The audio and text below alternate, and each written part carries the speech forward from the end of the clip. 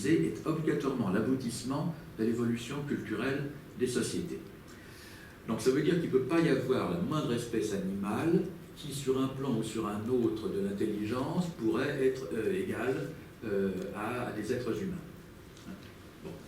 Ça, c'est l'aspect naturel. Et du point de vue de l'aspect culturel, eh bien, les sociétés culturellement développées, c'est les sociétés des langues classiques, c'est le grec, c'est le latin. Bon, le chinois, on est bien obligé de l'admettre, mais on ne fait pas par plaisir. Hein. Et voilà, on a cette correspondance entre évolution de la nature et évolution de la culture. Deuxièmement, l'une des marques du progrès de la culture est la spécification catégorielle des noms et des verbes. Une langue qui ne dispose pas de telles marques, par exemple le Sozo en Afrique ou le Nahuatl en Amérique, est nécessairement inférieure à une langue qui en dispose, comme par exemple le sanskrit. Troisième point, de même, une langue qui possède des marques grammaticales de nombre de personnes de temps, par exemple les langues indo-européennes, est supérieure à une langue, par exemple le chinois, qui n'en possède pas. Point important, c'est toujours la morphologie qui fournit le meilleur classement des langues, avec deux classes superordonnées, les langues dotées d'un format, toujours morphologique, les langues dénuées de format morphologique. Et le classement axiologique des langues et celui des peuples sont parallèles, car la présence de morphèmes grammaticaux affixés à des mots racines, et notamment si ces morphèmes ont une forme affixale distincte de leur forme indépendante, est interprétée comme un signe de structuration de la morphologie de la langue en accord avec l'organisation supérieure de l'esprit du peuple qui la parle. Quand j'ai écrit le livre dont on a parlé tout à l'heure, je me suis longtemps demandé quel pouvait bien être l'argument pour dire que, par exemple, la suffixation flexionnelle était supérieure à la suffixation agglutinante. Alors en fait, le raisonnement, c'est de dire que si l'élément affixé garde la même forme que s'il est autonome, on n'est pas complètement sûr qu'il soit réellement un élément interne du mot. En quelque sorte, il est conjoint au mot, mais par exemple, est-ce que c'est encore une postposition ou est-ce que c'est devenu un suffixe?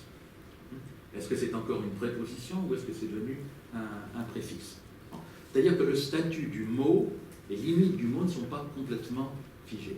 Et c'est sans doute ce qui est à l'origine de la notion de non-mot chez Mistelli. Hein. Un non-mot, c'est un mot dont on n'est pas sûr, a priori, exactement des délimitations. Dernier point, la syntaxe. La syntaxe, au XIXe siècle, elle joue un rôle tout à fait superficiel, hein, c'est pas une nouveauté, mais il subsiste l'idée de Humboldt que la subordination est un acquis substantiel de l'esprit humain civilisé. Voilà. Ce matin, on a dit du bien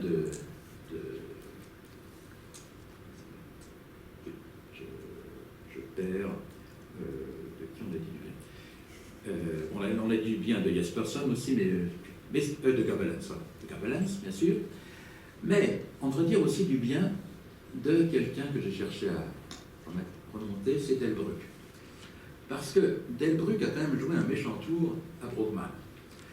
Quand ils ont écrit leur grande grammaire comparée des langues européennes, il était prévu que Brugmann et Delbrück, l'un s'occupait de morphologie et de phonétique, l'autre s'occupait de syntaxe. Il ne fallait quand même pas que la syntaxe prenne une place trop importante pour l'époque. Eh bien, Delbrück a sorti 3 volumes à lui tout seul, de syntaxe, des langues européennes comparées, contre 2 pour Brugmann. Donc finalement, il s'est trouvé qu'en 1895, je crois, ou à peu près, 1897, à cette époque-là, Delbrück a affirmé la nécessité de prendre en compte la syntaxe. Et ça a eu pour effet que quand Brugmann, quelques années après, a écrit sa petite grammaire comparée, eh bien, il a quand même consacré, je crois, 90 pages à la syntaxe, hein, qu'il a repris de Delbrück. Voilà, merci beaucoup pour votre attention.